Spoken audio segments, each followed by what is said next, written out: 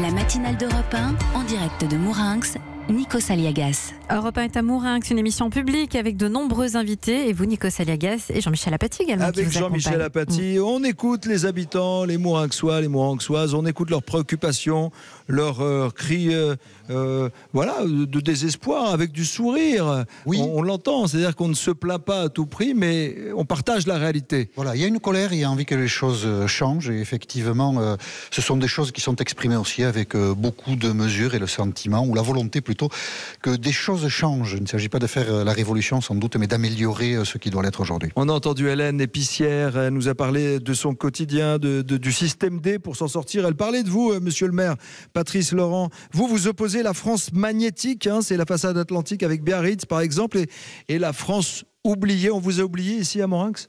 On est complètement oublié des politiques au niveau national, et moi je le regrette. Les témoignages qu'on entend aujourd'hui, c'est le témoignage de Mourinxoises et de Mourinxois qui vivent des difficultés, mais qui gardent le sourire, qui gardent l'envie de se battre contre la misère. Et c'est quelque chose d'extraordinaire qu'il faut prendre en compte aujourd'hui. Je crois qu'il y a vraiment une colère qui s'exprime dans le pays, et avant que les choses ne soient définitivement cassées, rompues, il est temps que l'État prenne conscience des réalités. Et ce mouvement, ce qui se passe depuis 15 jours, 3 semaines, ces gilets jaunes permet aux gens de prendre la parole, mais vous ne découvrez rien, toutes ces situations-là, vous les connaissiez. Ce qui change aujourd'hui, c'est que les gens en parlent. C'est peut-être ça qui peut aider à prendre conscience des problèmes et donc chercher des réponses. Je crois que Hélène vient de raconter quelque chose d'important. On voit des situations aujourd'hui qu'on ne voyait pas il y a quelques semaines encore ou quelques mois encore. Et on est plus que sur la goutte d'eau qui a fait déborder le vase. On est vraiment sur un ras-le-bol. Les gens qui travaillent ont envie d'aller au cinéma au moins une fois par mois. Ils ont envie de voir leur frigo autrement que vide le 15 du mois. Ils ont envie de pouvoir élever leurs enfants, leur offrir autre chose qu'un frigo vide, que le chauffage à 16 degrés quand on ne peut pas se chauffer. C'est ça que nous racontent les gens. Et ils le font avec encore un peu de soleil dans le cœur, avec une énergie à se battre contre la misère, que je salue, moi, et on les encourage évidemment. C'est intéressant parce que, Jean-Michel, on entend le maire, on entend les gens parler avec des images de la vie.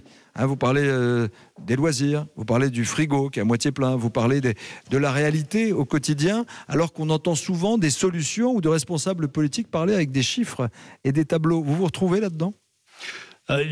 Quand j'entends parler de chiffres, ça m'exaspère parfois.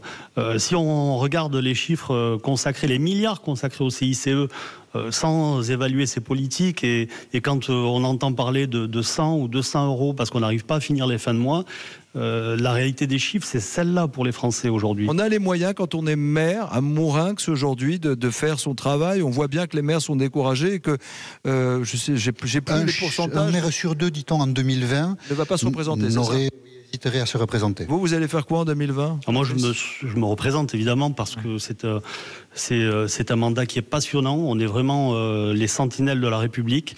On est là pour mettre en place des politiques qui viennent aider les gens qui sont dans la difficulté. C'est évidemment passionnant. C'est un mandat qui est sans doute le plus beau. Vous, alors évidemment, il y a les questions personnelles, c'est-à-dire la revendication des gens qui manifestent, c'est qu'il y ait moins de taxes, peut-être que les salaires augmentent. Et vous, en tant que maire, vous dites que ce qui serait bien dans votre territoire, c'est qu'on le désenclave, qu'il y ait des lignes de bus. Ici, il n'y a pas beaucoup, il n'y a pas de gare, il n'y a pas beaucoup de structures qui aident les gens dans leur vie quotidienne. C'est le problème de la France aujourd'hui. On concentre les efforts sur des territoires qui marchent, qui se débrouillent, qui sont magnétiques, et inversement, des territoires comme le nôtre, on est oublié cette semaine dans Sud-Ouest. On laisse le doute sur la future ligne à grande vitesse, la LGV, qui viendrait peut-être plus à Dax, mais qui irait à Toulouse. Alors j'oppose pas Dax ou notre territoire à Toulouse, il faut les deux.